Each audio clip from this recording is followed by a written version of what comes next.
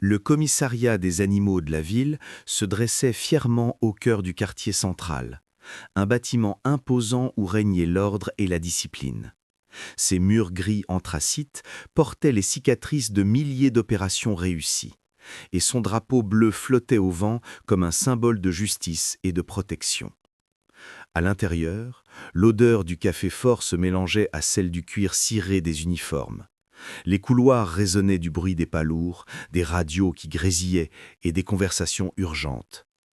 Dans ce temple de la loi et de l'ordre, deux figures dominaient la scène, Rex et Bruno, les chiens policiers les plus redoutés et respectés de toute la brigade.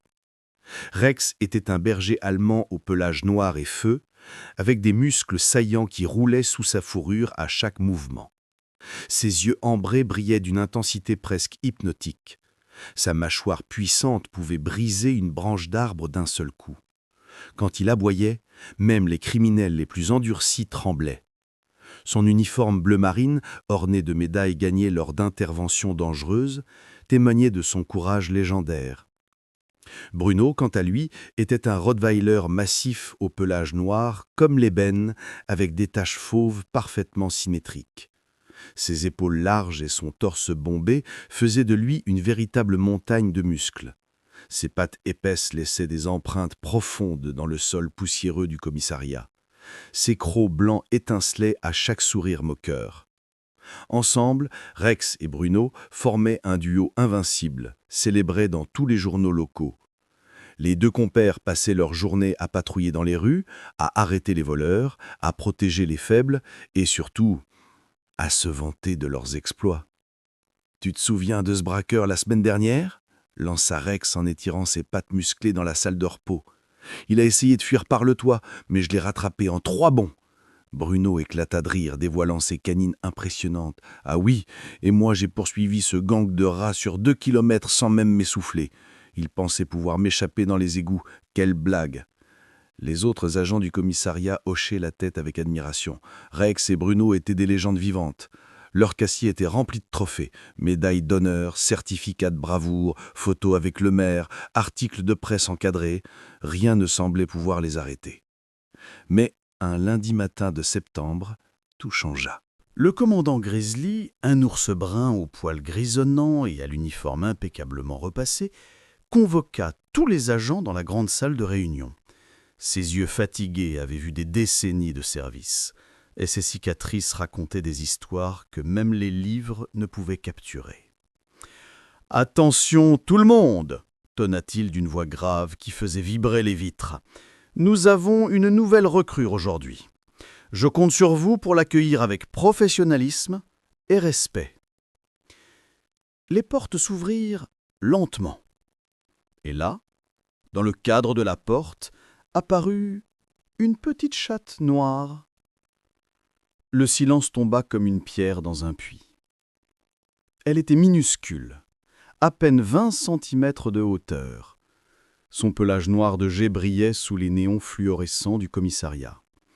Ses yeux verts émeraude fixaient l'assemblée avec une intensité calme et déterminée. Ses oreilles pointues, d'où elle tirait son nom, pivotaient légèrement pour capter tous les sons de la pièce. Sa queue fine se balançait avec grâce. Elle portait un uniforme bleu miniature, parfaitement ajusté, avec un badge doré sur lequel on pouvait lire « Agent pointu ». Pendant quelques secondes, personne ne bougea. Puis, Rex éclata de rire, un rire tonitruant qui résonna dans toute la salle comme un coup de tonnerre. « C'est une blague, chef !» exclama-t-il en se tenant les côtes. « Elle, notre nouvelle recrue, elle est à peine plus grosse qu'une balle de tennis !» Bruno renifla bruyamment, faisant vibrer ses narines larges comme des tunnels. « Franchement, chef, on dirait que vous avez recruté un jouet pour enfants. Elle va s'envoler à la première bourrasque de vent. » D'autres agents commencèrent à ricaner discrètement. Certains détournèrent le regard, gênés. D'autres chuchotaient entre eux. Mais Pointu ne broncha pas. Elle resta parfaitement immobile, les yeux fixés droit devant elle, le menton levé avec dignité. Sa petite poitrine se levait lentement au rythme d'une respiration contrôlée. Pas un muscle de son visage ne trahissait la moindre émotion. Le commandant Grizzly fronça les sourcils, visiblement mécontent. « Ça suffit, Rex. Bruno, cette attitude est indigne d'agent de la loi. L'agent Pointu vient d'une académie d'élite. Elle a réussi tous les tests avec des notes exceptionnelles. Vous feriez mieux de la respecter. » Rex leva les yeux au ciel. « Ouais, elle a probablement réussi le test de chasse aux souris, c'est ça ?» Toute la salle explosa de rire.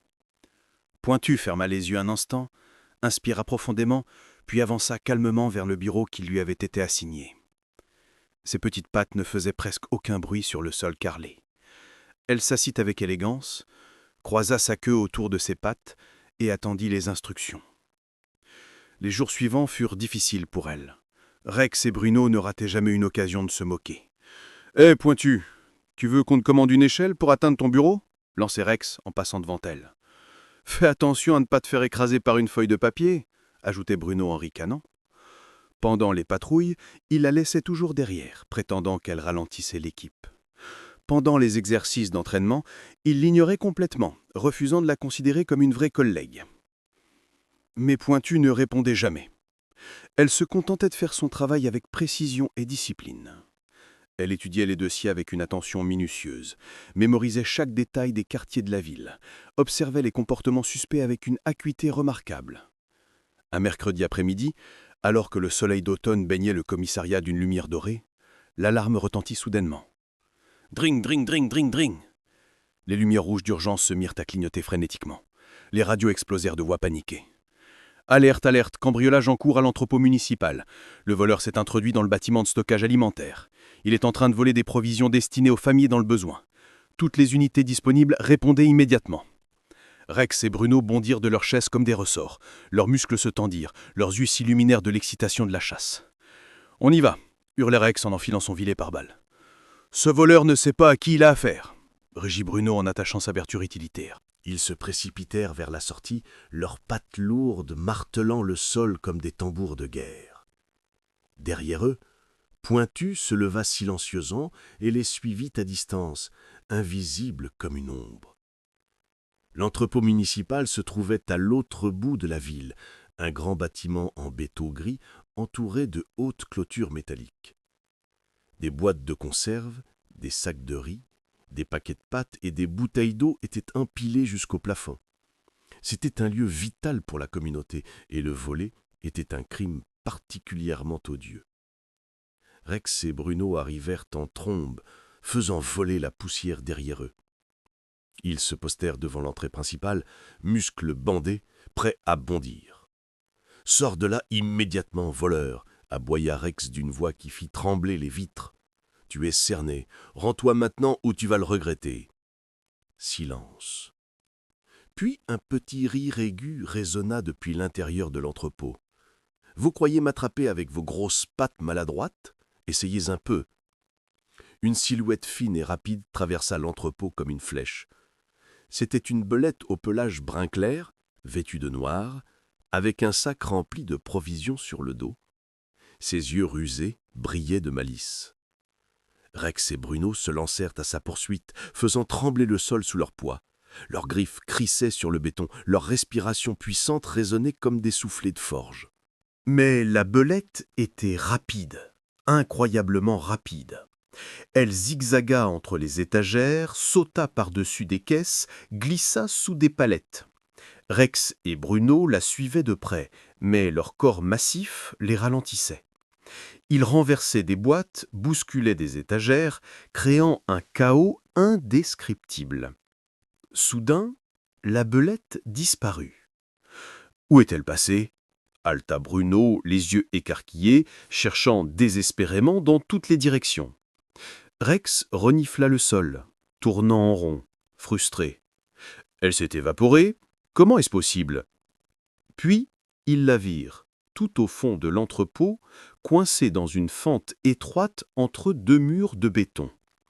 Une ouverture si mince qu'à peine un bras humain pourrait s'y passer. La belette s'y était faufilée, avec son butin, et ricanait de l'autre côté. « Venez me chercher, gros tas de muscles !» se moqua-t-elle. « Oh, Attendez, vous êtes trop gros. Dommage. Rex essaya de se glisser dans la fente. Impossible. Ses épaules restaient coincées, dès les premiers centimètres. Bruno tenta sa chance. Même résultat. Son torse massif ne passait tout simplement pas. Ils grognèrent, grattèrent, poussèrent, tirèrent. Rien n'y faisait. « Mince !» rugit Rex en frappant le mur du poing. « On ne peut pas la laisser s'échapper !» C'est alors qu'une voix calme et posée résonna derrière eux. « Laissez-moi faire. » Rex et Bruno se retournèrent brusquement. Pointu se tenait là, droite et sereine, ses yeux verts fixant la fente avec une concentration absolue. « Toi, ricana Bruno, qu'est-ce que tu vas faire? Miauler gentiment pour que le voleur se rende ?» Pointu migronière. Elle s'avança calmement vers la fente, ses petites pattes ne faisant aucun bruit. Elle observa l'ouverture, calcula mentalement les angles, évalua la distance, puis, sans un mot, elle se glissa à l'intérieur. Son corps souple et agile se faufila dans l'espace étroit comme de l'eau coulant dans un tuyau. Ses muscles se contractaient et se détendaient avec une précision millimétrique. Ses moustaches vibraient, captant chaque courant d'air, chaque changement de température. Rex et Bruno restèrent figés, bouche bée. De l'autre côté de la fente, la belette sursauta. « Quoi? Comment ?» Pointu apparut devant elle, silencieuse comme un fantôme. Ses yeux verts brillaient dans la pénombre. « Fin de la récréation », murmura-t-elle d'une voix douce mais inflexible. La belette tenta de fuir, mais Pointu fut plus rapide. D'un bond gracieux, elle lui bloqua le passage. La belette essaya de contourner, mais Pointu anticipait chacun de ses mouvements avec une intelligence tactique impressionnante. Pas de force brute, pas de violence inutile, juste de la stratégie pure. En quelques secondes, la belette se retrouva coincée dans un coin, tremblante, le sac de provisions tombé à ses pieds. « D'accord, je me rends », gémit-elle. Pointu ramassa calmement le sac, le traîna vers la fente et poussa la belette devant elle. Elles émergèrent toutes les deux de l'autre côté, sous les yeux ébahis de Rex et Bruno. Elle posa une petite patte sur l'énorme patte de Rex. « Nous faisons tous partie de la même équipe. Chacun de nous a des talents uniques. Vous êtes fort et courageux, moi je suis petite et agile. Ensemble, nous sommes invincibles. C'est ça, le vrai travail d'équipe. » Rex sentit une boule se former dans sa gorge. Bruno renifla bruyamment, essuyant une larme du revers de sa patte. De retour au commissariat, la nouvelle de l'exploit de Pointu se répandit comme une traînée de poudre. Les agents se pressaient autour d'elle, voulant entendre tous les détails.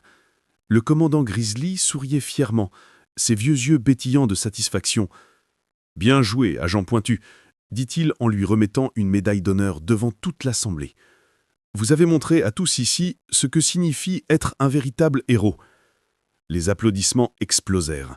Rex et Bruno applaudissaient plus fort que tous les autres, les yeux brillants de fierté pour leurs nouvelles collègues. À partir de ce jour, tout changea au commissariat. Rex et Bruno devinrent les meilleurs amis de Pointu. Ils patrouillaient ensemble, formant un trio redoutable qui combinait force, vitesse et intelligence. Ils apprenaient d'elle, et elle apprenait d'eux. Pointu devint rapidement une légende, non seulement pour ses exploits, mais aussi pour sa sagesse et sa gentillesse. Les jeunes recrues venaient la voir pour des conseils. Les agents expérimentés la respectaient profondément. Un soir, alors que le soleil couchant baignait le commissariat d'une lumière orange et rose, Rex, Bruno et Pointu étaient assis sur le toit, regardant la ville qu'ils protégeaient ensemble. « Tu sais, Pointu, » dit Rex doucement, « je t'ai appris quelque chose d'important. Avant, je pensais que j'étais le meilleur parce que j'étais fort, mais maintenant je comprends que la vraie force, c'est de reconnaître ses erreurs et d'apprendre des autres. » Bruno ajouta, la voix émue, et que derrière chaque apparence, chaque taille, chaque forme, se cache un héros potentiel. Il suffit de regarder avec le cœur, pas avec les yeux. Pointu ronronna doucement, sa queue se balançant paisiblement. « Vous êtes devenus mes meilleurs amis, et ensemble, nous sommes imbattables. » Les 3 amis regardèrent nos soleils disparaître à l'horizon, unis par un lien plus fort que l'acier, le respect mutuel, l'amitié sincère et la promesse de toujours se protéger les uns les autres. Car ils avaient appris la plus belle leçon de toutes. La grandeur ne se mesure jamais en centimètres, mais en courage, en compassion et en cœur.